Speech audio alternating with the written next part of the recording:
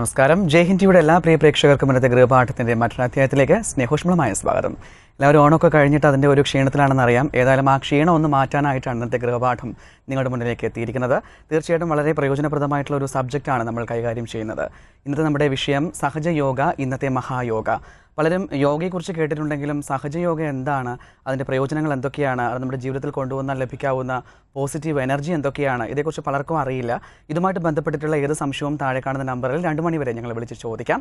ഇന്നത്തെക്കുറിച്ച് വളരെ വിശദമായി നമ്മുടെ സംശയങ്ങൾക്ക് മറുപടി പറയുവാൻ സ്റ്റുഡിയോയിൽ എത്തിച്ചേർന്നിരിക്കുന്നത് സഹജയോഗി ശ്രീ രാജേന്ദ്രക്കുറുപ്പാണ്. അദ്ദേഹം ഒരു എപ്പിസോഡിൽ പങ്കെടുത്തിരുന്നു. ഏതായാലും അദ്ദേഹത്തെ പുതുതായിട്ട് കാണുന്ന പ്രേക്ഷകർക്ക് വേണ്ടി സ്നേഹാദരപൂർവ്വം നമുക്ക് സ്വാഗതം ചെയ്യാം. നമസ്കാരം സർ. നമസ്കാരം. അതിന് ചോദിക്കട്ടെ, ഈ സഹജയോഗ ഒരു എപ്പിസോഡിൽ അങ്ങ് ഇതിനെക്കുറിച്ച് വളരെ വിശദമായിട്ട് തന്നെ പറഞ്ഞിരുന്നു, പക്ഷേ ഞാൻ ആ എപ്പിസോഡ് കണ്ടിട്ടുണ്ടായിരുന്നില്ല. ഏതായാലും നമ്മുടെ പുതുതായിട്ട് കാണുന്ന പ്രേക്ഷകർക്ക് വേണ്ടിയിട്ട് എന്താണ് സഹജയോഗ, അതേക്കുറിച്ച് പറഞ്ഞുകൊണ്ട് നമുക്ക് ആരംഭിക്കാം. തീർച്ചയായിട്ടും സഹജയോഗയെപ്പറ്റി നമ്മൾ സംസാരിക്കാൻ തുടങ്ങുന്നതിന് മുമ്പേ ആദ്യമായിട്ട് സഹജയോഗ ആവിഷ്കരിച്ച പരമപൂജ്യയായ ശ്രീ മാതാജി നിർമ്മലാദേവിയെപ്പറ്റി നമ്മൾ ഓർമ്മിക്കാതെ തരമില്ല. കാരണം സഹജയോഗ അതായത് ആത്മസാക്ഷാത്കാരമാണ് സഹജയോഗയിൽ പ്രധാനമായിട്ട് പ്രതിപാദിക്കുന്നത്. എന്നല്ല, അത് അനുഭവനീയമാകുന്നതാണ് സഹജയോഗയിലൂടെ. അപ്പോൾ ആത്മസാക്ഷാത്കാരം ഇതിനു മുമ്പൊക്കെ വളരെ ഡിഫിക്കൽട്ടായിട്ടുള്ള ഒരു കാര്യമായിരുന്നു. എല്ലാവരും പണ്ടുള്ള നമ്മളൊരു ചരിത്രം നോക്കിക്കഴിഞ്ഞാൽ പണ്ടുള്ള മുനീശ്വരന്മാരും ഋഷിവര്യന്മാരുമൊക്കെ വർഷങ്ങളോളം കുടുംബവും ജീവിത രീതികളും എല്ലാമൊക്കെ ഉപേക്ഷിച്ച് വനങ്ങളിലുമൊക്കെ പോയി വർഷങ്ങളോളം തപസ് ചെയ്ത് മാത്രം അനുഭവനീയമായിരുന്ന ഒരു കാര്യം വളരെ ലളിതമായിട്ട് നമ്മളെപ്പോലെ ആർക്കും എവിടെയും ഇരുന്ന് ജീവിതത്തിലുള്ള യാതൊന്നും തിരസ്കരിക്കാതെ നമ്മളെ നോർമൽ ലൈഫ് കണ്ടിന്യൂ ചെയ്തുകൊണ്ട് തന്നെ വളരെ ലളിതമായിട്ട് ശാസ്ത്രീയമായും അതിനെ നമ്മളുടെ നിത്യജീവിതത്തിൽ അതിൻ്റെ ഗുണങ്ങൾ ഉപയോഗപ്പെടുത്തുന്ന രീതിയിൽ അത് ആവിഷ്കരിച്ചത് ഡോക്ടർ ശ്രീ മാതാജി നിർമ്മലാദേവിയാണ്. പരമപൂജ്യയായ ശ്രീ മാതാജി നിർമ്മലാദേവിയാണ്.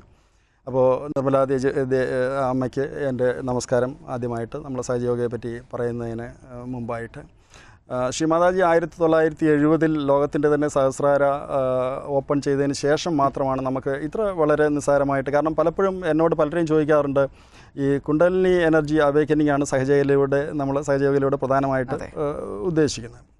അപ്പോൾ ഇത് ഇത്ര വലിയ നിസ്സാരമായിട്ട് സാധ്യമായിട്ടുള്ള ഒരു കാര്യമാണോ? ഇവിടെ ഒരുപാട് മാർഗ്ഗങ്ങളിലൂടെ ഇതെല്ലാം പരിശ്രമിക്കുന്ന ഒരുപാട് കാര്യങ്ങളുടെ എല്ലാം അവരുടെ അന്തിമമായ ലക്ഷ്യം എന്ന് പറയുന്ന ആത്മസാക്ഷാത്കാരമാണ്. അതായത് നമ്മളുടെ കുണ്ടലിനി എനർജിയെ അവേക്കൻ ചെയ്ത് പല യോഗ മെത്തേഡുകളും പലരും പ്രാക്ടീസ് ചെയ്യുന്നതെല്ലാം ഇതിനു വേണ്ടി തന്നെയാണ്. അതായത് കുണ്ടലിനി എനർജിയെ അവേക്കൻ ചെയ്ത് പരമചൈതന്യവുമായിട്ട്, അതായത് പ്രപഞ്ചം നിറഞ്ഞു നിൽക്കുന്ന ആ ചൈതന്യവുമായിട്ട് കൂടിച്ചേരുക, അതായത് യോഗ പ്രാപിക്കുക. അതിനെയാണ് യഥാർത്ഥത്തിൽ യോഗ എന്ന് പറയുന്നത്. അതായത് നമ്മുടെ ഉള്ളിലുള്ള ബ്രഹ്മചൈതന്യത്തെ ഉയർത്തി വിശ്വം നിറഞ്ഞു നിൽക്കുന്ന ആ പ്രപഞ്ച ചൈതന്യവുമായിട്ട് കൂടിച്ചേരുന്ന അവസ്ഥ, ആ യോഗ. അതാണ് ഒരു കാര്യം കൂടി പ്രത്യേകം പറയേണ്ടതുണ്ട്. ഒരു ജാതിയുടെയോ മതത്തിൻ്റെയോ സ്വന്തമല്ല യോഗ എന്ന് പറയുന്നത്.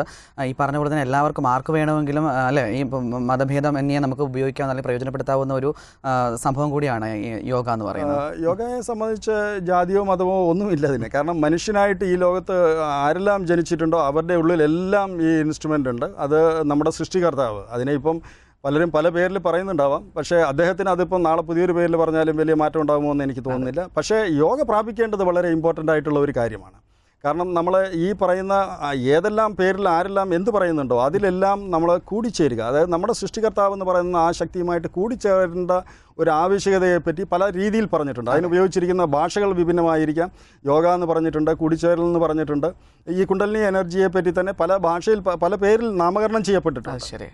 ഇപ്പം നമ്മൾ കുണ്ടലിനി എനർജി എന്ന് ഹിന്ദുയിസത്തിൽ പറയുന്നുണ്ട്, അതിന് ഹോളി സ്പിരിറ്റ് എന്ന് പറയുന്നുണ്ട്, ഹോളി ഗോസ്റ്റ് എന്ന് പറയുന്നുണ്ട്, അൽബുറാഖ് എന്ന് പറയുന്നുണ്ട്. അങ്ങനെ പല നാമകരണം പല എടുത്ത് പല പേരിൽ പറഞ്ഞിട്ടുണ്ടെങ്കിലും അങ്ങനെയുള്ള ആ ഒരു ശക്തി, ആ യൂണിവേഴ്സൽ ഒരു മദർലി എനർജി എല്ലാ ഹ്യൂമൻ ബീയിങ്ങിനും ഉള്ളിലുണ്ടെന്നും അതിനെ ഉയർത്തി, അതായത് നമ്മൾ ആരാണെന്നുള്ള ബോധം, അതായത് നമ്മളുടെ അന്തരാത്മാവാണ് നമ്മൾ. ഇപ്പോൾ ഒരുപാട് കാര്യങ്ങൾ നമ്മൾ സ്ക്രിപ്റ്റേഴ്സ് വായിച്ച് മനസ്സിലാക്കുന്നുണ്ട്, ബുദ്ധി കൊണ്ട് മനസ്സുകൊണ്ടുമാണ് നമ്മളത് മനസ്സിലാക്കുന്നത്. നമ്മൾ യഥാർത്ഥത്തിൽ നമ്മുടെ സ്വരൂപം നമ്മളീ കാണുന്ന മനസ്സോ ശരീരമോ അഹങ്കാരമോ അല്ല, അതിനപ്പുറം നമ്മുടെ ആത്മാവാണ് എന്ന് നമുക്ക് വായിച്ച് മനസ്സിലാക്കാൻ പറ്റും. പക്ഷേ അത് അനുഭവനീയമാകുന്നില്ല. അപ്പോൾ അത് പണ്ട് അനുഭവനീയമായിരുന്നതെന്ന് പറഞ്ഞാൽ വർഷങ്ങളോളം ഈ പറഞ്ഞ മാതിരി തപസ്സും അതുമൊക്കെ ചെയ്തായിരുന്നു. അതൊന്നുമില്ലാതെ വളരെ ലളിതമായും ശാസ്ത്രീയമായും നമ്മളുടെ ദൈനംദിന ജീവിതത്തിൽ ആ ശക്തിയെ നമുക്ക് സെൽഫ് റിയലൈസേഷൻ അനുഭവിച്ചുകൊണ്ട് വിശ്വം നിറഞ്ഞു നിൽക്കുന്ന ആ പ്രപഞ്ച ചൈതന്യവുമായിട്ട് ഏത് പേരിൽ പറഞ്ഞാലും ആ ശക്തിയുമായിട്ട് കൂടിച്ചേർന്ന് യോഗ പ്രാപിച്ചുകൊണ്ട് ദിവസം തോറും ധ്യാനം ചെയ്യുന്ന ആ ധ്യാന രീതിയാണ് സഹജയോഗ എന്ന് പറയുന്നത്. സഹജം എന്ന് പറയുന്നത് കൂടിയാണ് നമുക്ക് ഈ ഒരു സഹജയോഗം കൊണ്ട് അർത്ഥമാക്കുന്നത്. മനസ്സ് റിലീഫൊക്കെ അതിൽ വെറും പ്രൈമറി ലളിതമായിട്ട് വളരെ നിസ്സാരമായിട്ടുള്ള കാര്യമാണ്. മനസ്സൊക്കെ ഇത് തുടങ്ങി കഴിയുമ്പോൾ വളരെ നിസ്സാരമായിട്ട് ചെറുതായിട്ട് റിലീഫ് ഉണ്ടാകാവുന്നതേ ഉള്ളൂ. സഹജം എന്ന് പറയുമ്പോൾ നമ്മളെ കൂടെ ജനിച്ചത് ബോൺ വിത്ത് അപ്പോൾ ആ ശക്തിയും നമ്മുടെ സൃഷ്ടികർത്താവുമായിട്ട് കൂടിച്ചേരുന്നു. അതിനെയാണ് സഹജയോഗ എന്ന് പറയുന്നത്. ശരി. ഇത് നമ്മുടെ ബോഡിയെ കൺട്രോൾ ചെയ്യാനും അല്ലെങ്കിൽ നമ്മുടെ ബോഡി വേണ്ടുന്ന നിയന്ത്രണം കൊടുക്കാനും ഒക്കെ ഈ ഒരു സഹജയോഗ സഹായിക്കുന്നുണ്ടോ? ഞാൻ ഇപ്പോൾ തുടക്കത്തിൽ സൂചിപ്പിച്ചതുപോലെ നമ്മുടെ ഈ വെളിയിൽ കാണുന്ന ഫിസിക്കൽ ബോഡിയേക്കാൾ വളരെ ഇമ്പോർട്ടൻ്റ് ആയിട്ടുള്ള ഒരു സൂക്ഷ്മ ശരീരമുണ്ട് നമുക്ക്. ഓക്കെ, നമ്മൾ ഓരോരുത്തരും ജനിക്കുന്ന സമയത്ത്, കാരണം ഇതൊക്കെ നമ്മൾ കഴിഞ്ഞ എപ്പിസോഡിൽ കവർ ചെയ്തതാണെങ്കിലും അത് കാണാത്ത ഒരുപാട് പേര്, ഇപ്പം ആത്മസ്വരൂപരായിട്ടുള്ള ഒരുപാട് പേര് ഭാഗ്യം സിദ്ധിച്ചവർ ഇന്നിപ്പം ഇത് കാണുന്നുണ്ടാവാം. കാരണം അന്തരാത്മാവിനെ പറ്റി നമ്മൾ സംസാരിക്കുകയും അതിനെപ്പറ്റി കേൾക്കാൻ കഴിയുന്നതും അത് അനുഭവനീയമാകുന്നത് അതിലേറെ മഹത്തരമാണ്. അത് കേൾക്കാൻ കഴിയുന്നത് പോലും വളരെ മഹത്തരമാണ്. പക്ഷേ അത് അനുഭവനീയമാകുമ്പോഴാണ് യഥാർത്ഥത്തിൽ അതിനുള്ള പൂർണ്ണത വരുന്നത്. അപ്പോൾ അതിപ്പം കേൾക്കാൻ കഴിയുന്നവർക്കും ഇത് അനുഭവിക്കാൻ കഴിയുന്നവർ അത്യധികം ഒരു നമ്മളുടെ ജന്മത്തിൻ്റെ ഒരു സാക്ഷാത്കാരത്തിലേക്ക് എത്തുന്നതാണത്. അപ്പോൾ നമുക്ക് ഒരു സൂക്ഷ്മ ശരീരമുണ്ട്. അപ്പോൾ നമ്മൾ ഓരോരുത്തരും ജനിക്കുമ്പോൾ ഏകദേശം നമ്മളൊരു 8 ആഴ്ചയൊക്കെ കഴിഞ്ഞ് കഴിയുമ്പോൾ അമ്മയുടെ ഗർഭപാത്രത്തിൽ നമ്മളുള്ളപ്പോൾ അമ്മയുടെ പുക്കിൾക്കൊടിയിലൂടെ ആ ദിവ്യ ചൈതന്യം നമ്മളെ എല്ലാവരുടെയും ഉള്ളിൽ ചെല്ലുന്നുണ്ട്.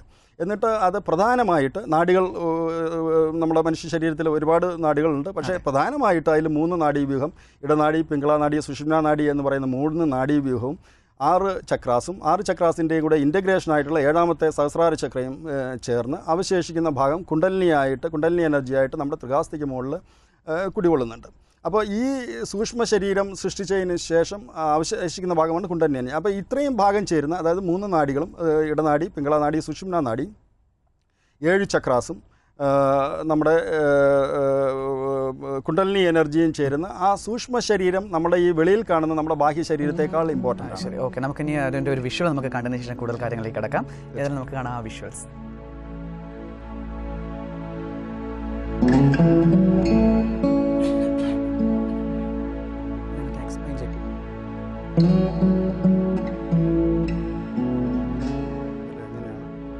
ഈ പറഞ്ഞ സെൽഫ് റിയലൈസേഷൻ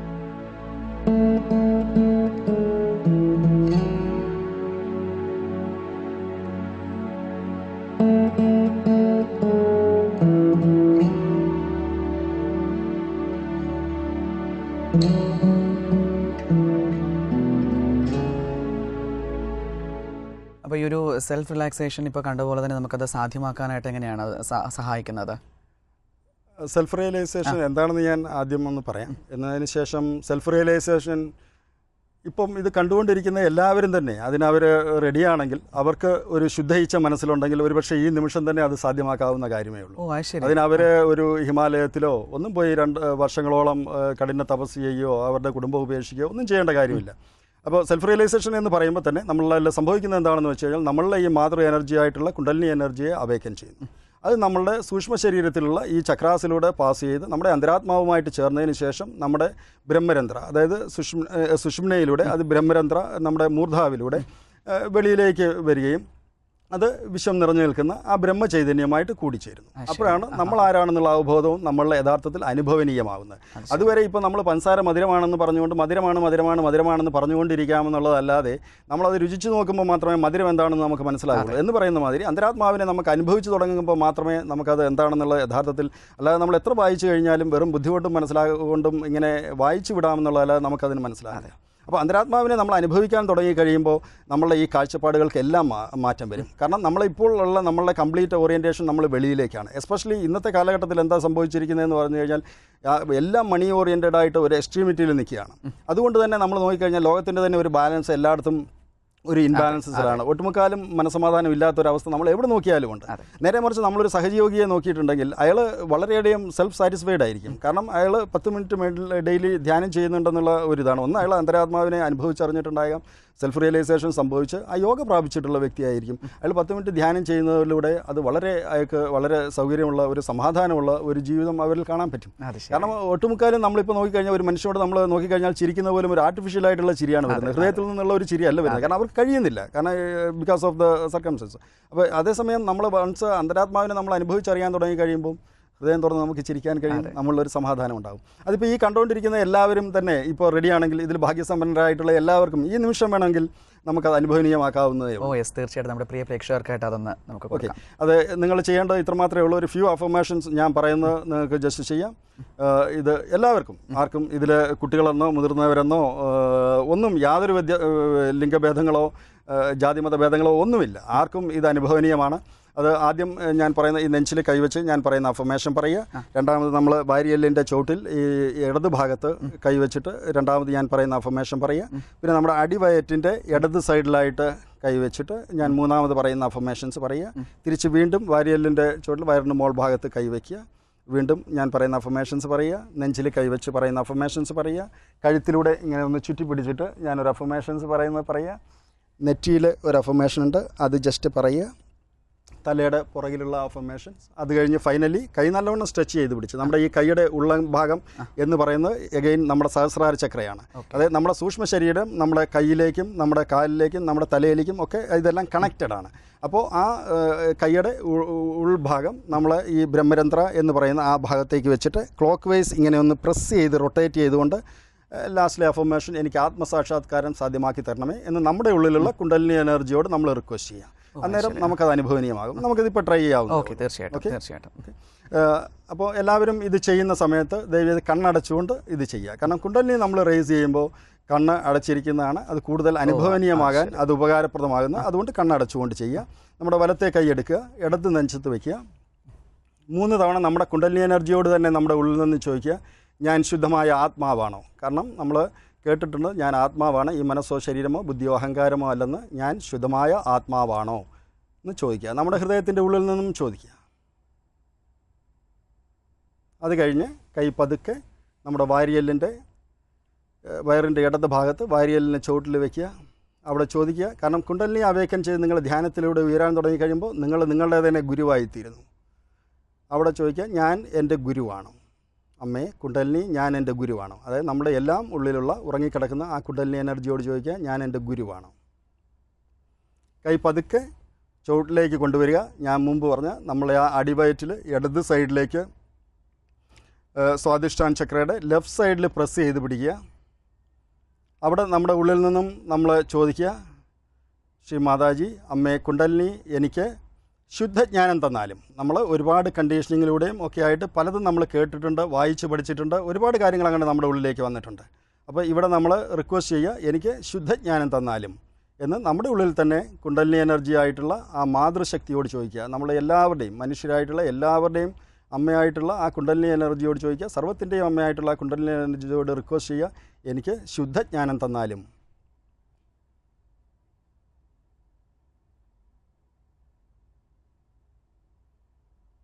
എപ്പോൾ നിങ്ങൾ നിങ്ങളുടെ ഹൃദയത്തിൽ നിന്നും തീവ്രമായ ഇച്ഛയോടുകൂടി ശുദ്ധജ്ഞാനത്തിന് വേണ്ടി നമ്മുടെ ഉള്ളിലെ കുണ്ടലിനി എനർജിയോട് റിക്വസ്റ്റ് ചെയ്യുന്നു, ആ നിമിഷം നിങ്ങളുടെ കുണ്ടലിനി എനർജി ഇപ്പോൾ മൂവ് ചെയ്ത് തുടങ്ങും. നമ്മുടെ ചക്രാസിലൂടെ മൂവ് ചെയ്ത് തുടങ്ങും. വൺസ് നിങ്ങൾ കുണ്ടലിനി അവേക്കൻ ചെയ്ത്, കുണ്ടലിനി എനർജി അവേക്കനിങ് എന്ന് പറയുന്നത് തന്നെ നിങ്ങളുടെ രണ്ടാമത്തെ ജന്മമാണ്. അതൊരു ഹയ്യസ്റ്റ് കാര്യമാണ്. കാരണം നമുക്ക് പൈസ ഉണ്ടെങ്കിൽ ഒരുപാട് കാര്യങ്ങൾ വിലയ്ക്ക് മേടിക്കാം. പക്ഷേ ആത്മസാക്ഷാത്കാരം എന്ന് പറയുന്നത് ആ പരമപദങ്ങളിൽ നിന്നുള്ള കാരുണ്യം കൊണ്ട് മാത്രം നിങ്ങൾക്ക് അനുഭവനീയമാകുന്ന വസ്തുതയാണ്. കൈ വീണ്ടും നമ്മൾ മുമ്പ് വെച്ച വയറിൻ്റെ ഇടത് ഭാഗത്ത് കൊണ്ടുവരിക, വാരിയെല്ലിന് താഴെ. അവിടെ നിങ്ങളുടെ കുണ്ടലിനി മൂവ് ചെയ്യാൻ തുടങ്ങിയ സ്ഥിതിക്ക് നിങ്ങൾ ഈ നിമിഷം മുതൽ നിങ്ങൾക്ക് ധ്യാനത്തിലൂടെ ഉയരുന്നതോറും നിങ്ങൾ നിങ്ങളുടെ ഗുരുവായി മാറുകയാണ്. അതുകൊണ്ട് തന്നെ പൂർണ്ണമായ വിശ്വാസത്തോടു കൂടി ഇവിടെ പറയുക, അമ്മേ കുണ്ടലിനി, അവിടുത്തെ കൃപയാൽ ഞാൻ എൻ്റെ ഗുരുവാകുന്നു. വളരെ വിശ്വാസത്തോടു കൂടി പറയുക. ഹൃദയത്തിൽ നിന്നും പറയുക, ഞാൻ എൻ്റെ ഗുരുവാകുന്നു.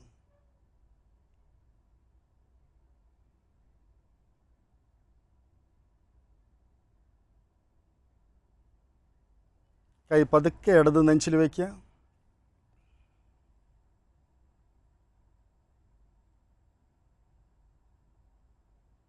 അവിടെ പറയുക, അമ്മേ മാതേ കുണ്ടലിനി, അവിടുത്തെ കൃപയാൽ ഞാൻ ശുദ്ധമായ ആത്മാവാണ്. നമ്മൾ യഥാർത്ഥത്തിൽ ഈ മനസ്സോ ശരീരമോ അഹങ്കാരമോ പ്രതിഅഹങ്കാരമോ ഞാൻ മുമ്പ് പറഞ്ഞ സൂക്ഷ്മ ശരീരമോ സ്ഥൂല ശരീരമോ അല്ല. അതിനപ്പുറം നമ്മൾ ശുദ്ധമായ ആത്മാവാണ്. ആ ആത്മാവിനിരിക്കാനുള്ള താൽക്കാലികമായ ഒരു വസതി മാത്രമാണ് നമ്മളുടെ ഈ ശരീരം എന്ന് പറയുന്നത്. അപ്പോൾ ഞാൻ ശുദ്ധമായ ആത്മാവാണ്. യഥാർത്ഥത്തിൽ നമ്മുടെ ഹൃദയചക്രത്തിന് 12 ദളങ്ങളാണുള്ളത്. അതുകൊണ്ട് 12 തവണ പറയുക, ഞാൻ ശുദ്ധമായ ആത്മാവാണ്. അമ്മേ അവിടുത്തെ കാരുണ്യത്താൽ ഞാൻ ശുദ്ധമായ ആത്മാവാണ്.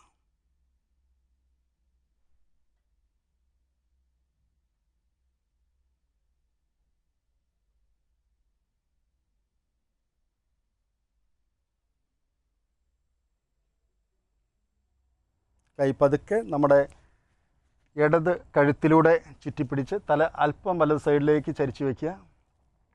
സ്വല്പം പ്രസ് ചെയ്ത് വെച്ചുകൊണ്ട് അവിടെ പറയുക, ഞാൻ പൂർണ്ണമായും നിർദോഷിയാണ് അമ്മേ, അവിടുത്തെ കാരുണ്യത്താൽ ഞാൻ പൂർണ്ണമായും നിർദോഷിയാണ്. കാരണം എന്താണെന്ന് വെച്ച് കഴിഞ്ഞാൽ നിങ്ങൾ ഈ നിമിഷം മുഴുവൻ മുതൽ കുണ്ടലിനി എനർജി അവേക്കൻ ചെയ്ത് കഴിയുമ്പോൾ ഇത് നിങ്ങളുടെ രണ്ടാമത്തെ ജന്മമാണ്. സർവ്വശാപദോഷങ്ങളും കർമ്മദോഷങ്ങളും എല്ലാം നമ്മളുടെ കുണ്ടലിനി എനർജി അവേക്കനിങ്ങിലൂടെ നമ്മളെ വിട്ടുപോവുകയാണ്. നമ്മൾ ശുദ്ധമായ ആത്മാവായിട്ട് മാറുകയാണ്. ഈ നിമിഷം മുതൽ മനസ്സിൻ്റെയും ബുദ്ധിയുടെയും തലത്തിൽ നിന്ന് നമ്മൾ ആത്മാവിലേക്ക് മാറുകയാണ്. അപ്പോൾ അവിടെ അത് ആത്മാവ് ശുദ്ധമാണ്, സിദ്ധമാണ്. അതുകൊണ്ട് തന്നെ അതിനെ ഒന്നും തന്നെ സ്പർശിക്കുന്നില്ല. അവിടെ പറയുക, ഞാൻ പൂർണ്ണമായും നിർദോഷിയാണെന്ന് പറയാം. കാരണം നമ്മൾ യാതൊരു കുറ്റഭേദവും അവശേഷിക്കാൻ പാടില്ല. ഈ നിമിഷം മുതൽ ഇത് നിങ്ങളുടെ രണ്ടാമത്തെ ജന്മമായതുകൊണ്ട് യാതൊരു കുറ്റബോധത്തിൻ്റെയും ആവശ്യമില്ല. അത് ഹൃദയത്തിൽ നിന്നും പറയുക, ഞാൻ പൂർണ്ണമായും നിർദോഷിയാണ്.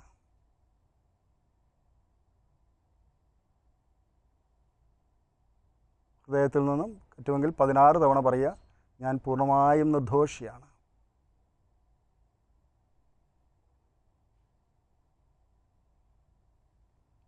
അത് കഴിഞ്ഞ് കൈ നല്ലവണ്ണം നിവർത്തി പിടിച്ചിട്ട് നമ്മുടെ നെറ്റിയിൽ ചേർത്ത് വയ്ക്കുക.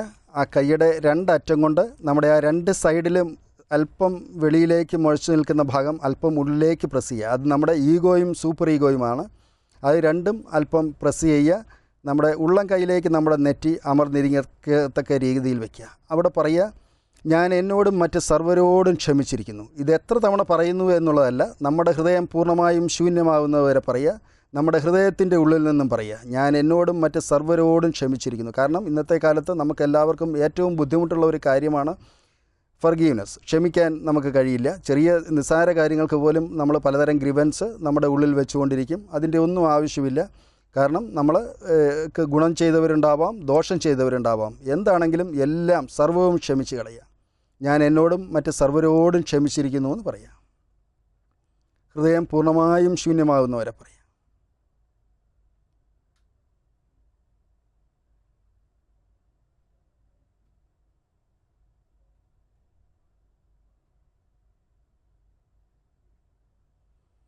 കൈ പതുക്കി എടുത്ത് നേരെ നമ്മുടെ നെറ്റിയുടെ പുറകു ഭാഗത്ത് തലയുടെ പുറകിൽ വയ്ക്കുക. തല അല്പം മുകളിലേക്ക് ആകാശത്തേക്ക് ബെൻഡ് ചെയ്ത് പിടിക്കുക.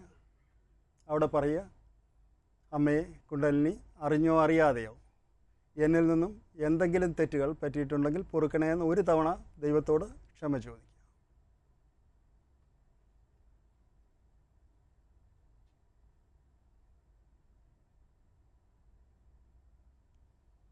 അത് കഴിഞ്ഞ് കൈ നല്ലവണ്ണം സ്ട്രെച്ച് ചെയ്ത് പിടിച്ച് നമ്മുടെ മൂർധാവിൽ അമർത്തി വയ്ക്കുക.